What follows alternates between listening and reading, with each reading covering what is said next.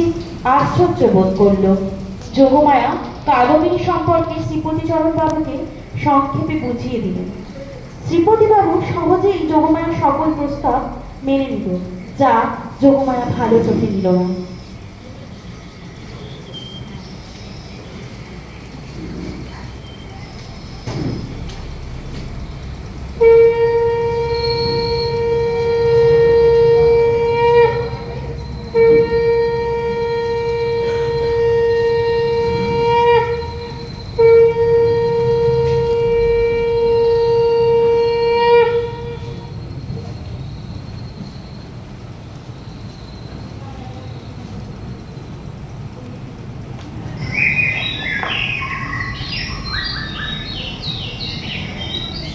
শ্রীপতিচরণবাবুর অন্তর্মহল। কাদম্বিনী একটা জানলার ধারে খোলা আকাশের দিকে তাকিয়ে আছে। মনে পড়ছে গত রাত্রে মৃত্যু শয্যার কথা, মনে পড়ছে খোকা খাওয়ার আগে গান শুনতে যাওয়ার কথা। কাকি, গান শোনাবি না? কর না কাকি একটা গান, কর না কাকি একটা গান, কর না কাকি, কর না। আমার সকল দুঃখের প্রদীপ জেলে দিব, গেলে করব নিবেদন। আমার ব্যথা পূজা হয়নি সমাপন, আমার সকল দুঃখের প্রদীপ জেলে দিব, গেলে করব নিবেদন। আমার ব্যথা পূজা হয়নি সমাপন, আমার সকল দুঃখের প্রদীপ যখন বেলা শিশির ছায়ায় পাখিরা যায় আপন কোলায় মাঝি, সন্ধ্যা পূজা ঘণ্টা যখন বাজে,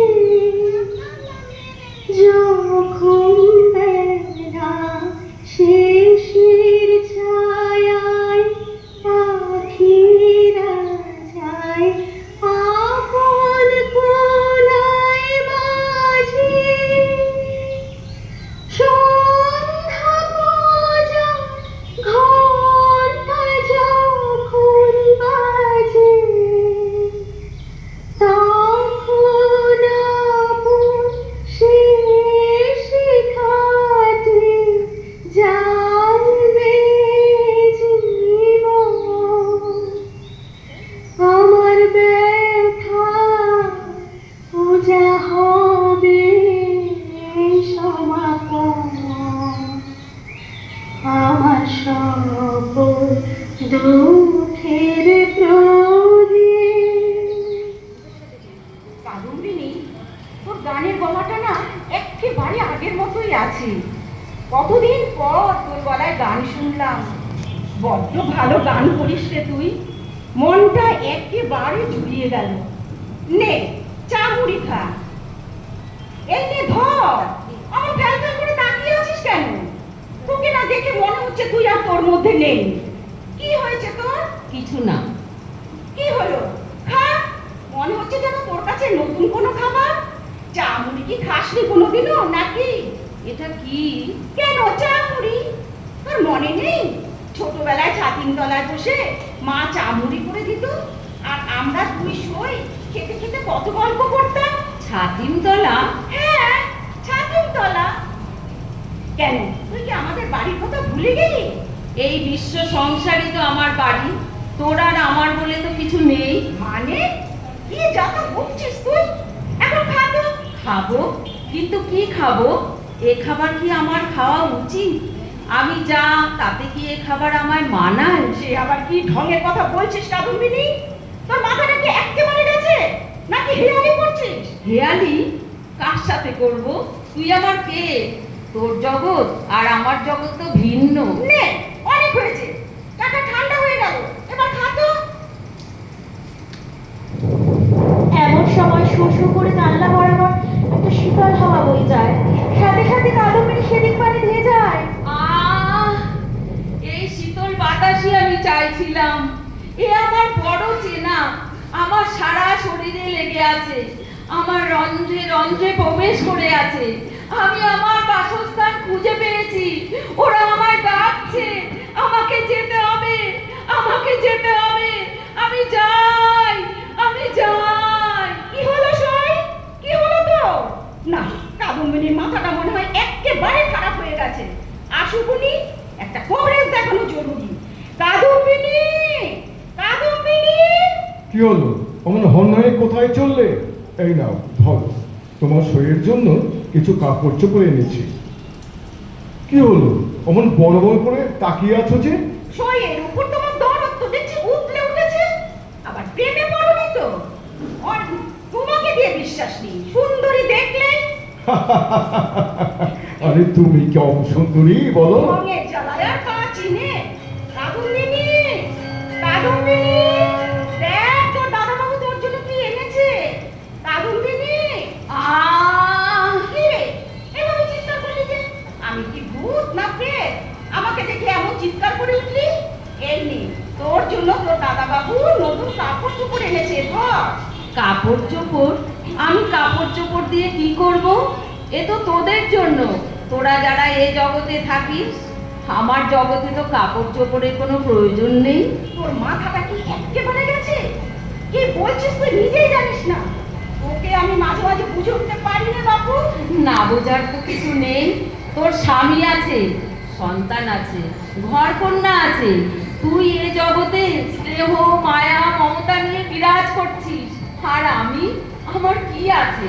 আমি শূন্য, ছায়া মাত্র। তুই অস্তিত্বের দেশে আর আমি অনন্ত লোকে। কাদম্বিনী, তোর এই হেয়ালি রেখে সোজা কথায় বল তো দেখি, তুই শ্বশুর বাড়ি ছেড়ে এখানে কেন পড়ে আছিস? শ্বশুর বাড়ি?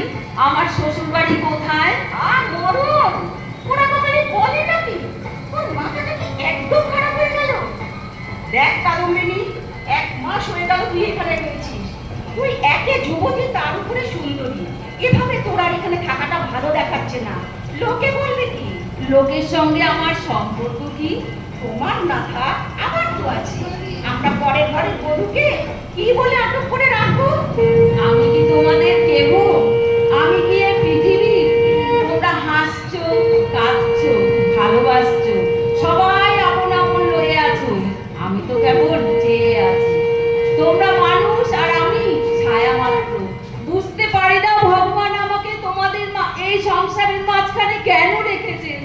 তোমরাও ভয় করো পাছে তোমাদের হাসি খেলার মধ্যে আমি অমঙ্গল আনি। আমিও বুঝে উঠতে পারি না তোমাদের সঙ্গে আমার কি সম্পর্ক। কিন্তু ঈশ্বর যখন আমার জন্য আর কোনো স্থান গড়ে রাখেননি, তখন কাজে কাজেই বন্ধন ছিঁড়ে যায়।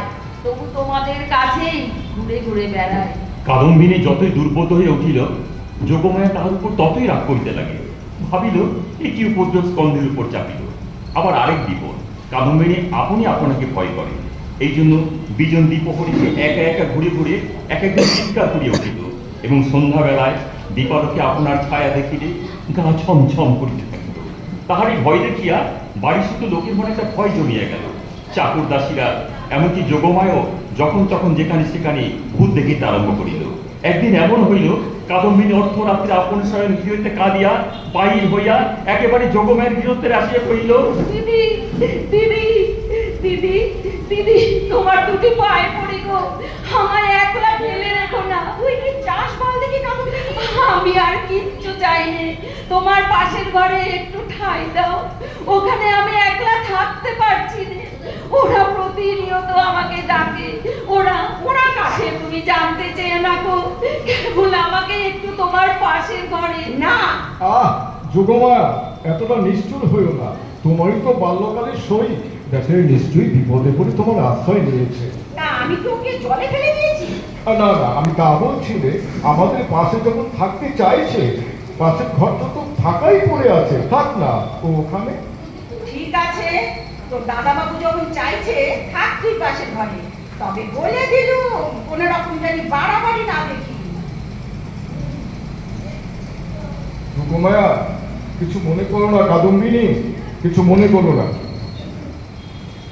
আমার মন বলে তো কিছু নেই শ্রীপতি বাবু, আমি তো মনের ঊর্ধ্বে।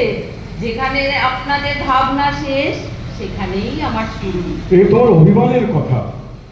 অভিমান? কাদম্বিনী, তোমাকে যেন কেমন অনুজগতে বলে মনে হচ্ছে। তোমার কি হয়েছে বলবে? আমার আমার কথা থাক শ্রীপতি বাবু, আমি কে তা আমি তো নিজেই জানি না। কেন আপনাদের মাঝে রয়েছি তাও বুঝে উঠতে পারছি না। কাদম্বিনী, তুমি যদি চাও আমি তোমাকে তোমার শ্বশুরালয়ে রেখে আসতে পারি।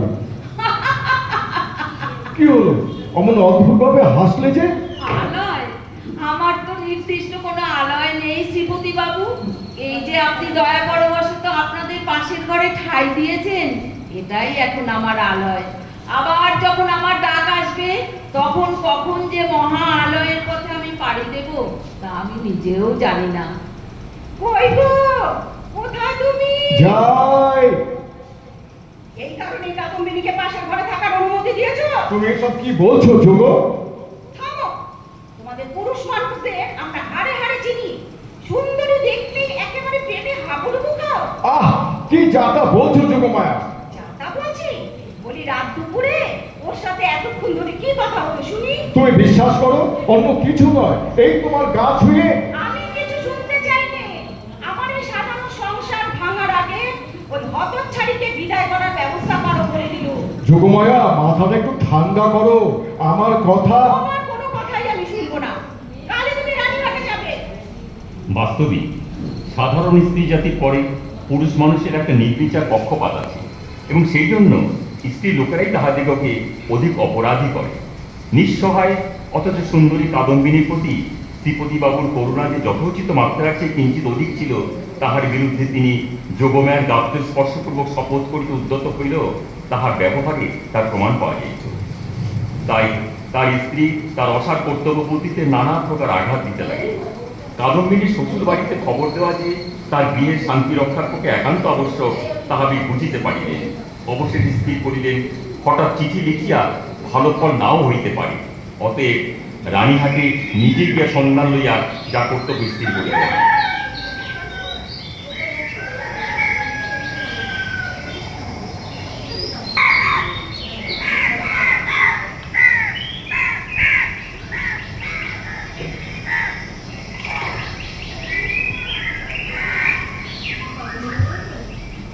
সারা রাত ধরিয়া শ্রীপতিবাবু বিছানায় কেমন ছটফট করিতে লাগিল। প্রত্যুষে বিছানা ত্যাগ করিয়া প্রাতকার্য সমাপন করিয়া রানীহাটে যাইবার জন্য প্রস্তুত হইল। যোগমায়া গভীর ঘুমে, পাশের ঘরে কাদম্বিনী গভীর নিদ্রায় রত ভাবিয়া কাউকে কিছু না জানাইয়া রানীহাটের উদ্দেশ্যে রওনা হইলেন। অনেক বেলা করে যোগমায়ার ঘুম। শ্রীপতিবাবুকে পাশে না দেখে চমকে উঠে পড়ে। দ্রুত পায়ে পাশের ঘরে গিয়ে যায়। কাদম্বিনী, কাদম্বিনী, কাদম্বিনী, দরজা খোল, অনেক বেলা হয়েছে। কাদম্বিনী। দিদি, আমার ডাকছিলে? ও মা গো, এমন ভাবে চিৎকার করে উঠলে যে আমি কি? কাদম্বিনী, তোর ঘরের দ্বার বন্ধ। ভয় পেয়েছো দিদি? আমি তোমার ছেলেবেলার সই কাদম্বিনী। আমাকে তুমি চিনতে পারছো না? আমি তো কিন্তু তোর ঘরে বাঁচাও। কি হলো? বিন্দিমা এমন করে চিৎকার করছে কেন? তোমরা কে কোথায় আছো? বিন্দিমা অজ্ঞান হয়ে গেছে, ধরো, তোমরা ধরো। অহেতুক ভীত সন্ত্রস্ত যোগমায়ার চিৎকার শুনে দাস দাসী ছুটে আসে, তাকে ঘরে নিয়ে যায় এবং সুস্থ করে তোলে। ধীরে ধাতস্থ হয় যোগমায়া, ভাবে হয়তো এটা তার মনের ভুল।